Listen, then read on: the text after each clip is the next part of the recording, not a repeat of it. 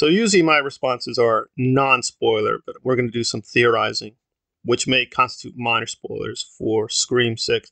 I will only stay with the trailer, though, and I think that gives us enough to suggest something is not quite right about this. Apparently, the killer is in New York, and I will say, even though I'm not native to New York, yes, it felt very authentic. So the New York scenes do feel like New York. I can personally testify to that. It's probably been shot in Canada, but I think they did a good job with at least some of the locations and at least recreating the New York vibe, because that bodega does look like an actual convenience store. So that was interesting. That said, I'm already having some questions because the trailer overall was really good. It's very excellent. It looks great, and it definitely convinced me to pay for the ticket. However, one of the things with having this in New York was the hope that, well, in New York, good or bad, there are a lot of weapons. There just are access to a lot of weapons, to guns, to crowds. So it should give you a measure of safety. And here they just instantaneously, Ghostface neutralizes the guns and just takes a gun. And you're like, okay, that's kind of disappointing. And then we have the subway scene at the end. And I don't think people realize, if they've not been in New York for a while, it's not just, quote, police who might be on the subway. It's FBI agents. It should be even CIA agents. I mean, New York now, good or bad, has a lot of terrorism going on. So just by accident, Ghostface should be being monitored and surveyed. How's he not getting picked up? So that felt really unrealistic, that all these people are just going to be running around while some serial killing is going on. That just felt a little weird and weak. But in terms of what is being implied, I do think they're going to do some interesting things. So now the mask looks a little worn and a little torn, and they seem to maintain consistency until the subway. But with the subway, it seems all the, quote, Ghostface masks we see are clean. In fact, the final mask is a clean mask. It's not worn.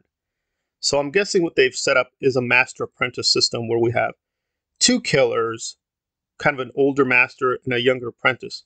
So it's okay if the killer trades in the masks, because we see that scene where we see a ton of costumes with the Ghostface and different masks. So it could be one killer and they just have different preferences. They just put on the old mask and then the new mask. But no, I think what's going to happen is they're going to be switching back and forth between an older and a newer serial killer, and they're just helping one another out. And the older mask is just for kind of sentimental reasons, that they're just using that as a signature to show that Ghostface is back. But beyond that, the question, of course, is who are these new serial killers? What is their agenda? I mean, Scream is old enough, you could believe some serial killer, for whatever reason, becomes obsessed with the Scream mythology, right? There is an internal movie film series, so that could happen, but I think it does strain credibility if we have two killers. So I think they're borrowing a lot from Halloween and Halloween Ends, where we're going to have an apprentice. There's even a lot of borrowing with the mask, because the idea of this old worn mask is obviously from the Halloween trilogy with Blumhouse. So a lot of borrowing, and I'll just say with Halloween Ends, the way they did it, it didn't work out for me. There were some good aspects in Halloween Ends, but I think the bad aspects far outweigh the good aspects.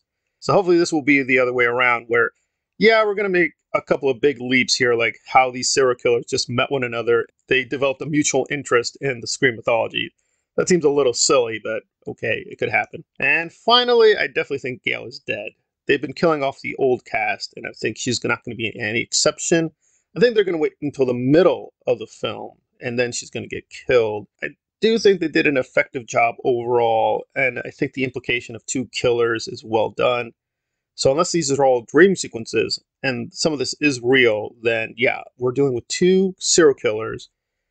But why are they targeting this group? I'm guessing there is something in the past of one of these characters that we were not told about that will provide an intersection, because technically speaking, okay, you can be obsessed with Scream. Why are you going after these people in particular? Is it to gain fame? I don't know. It would seem that there has to be a personal connection. Now, I would speculate.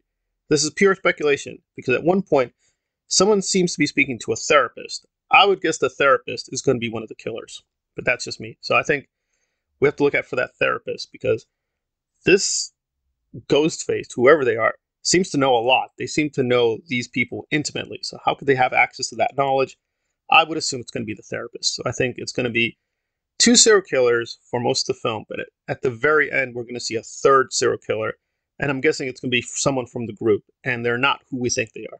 And that is my analysis for Scream 6. I eagerly anticipate this, but I still think they are making some wobbly choices that probably will damage the narrative. I think most of it will be good, but there's probably going to be some few places that feel a little dodgy, and that's where I stand.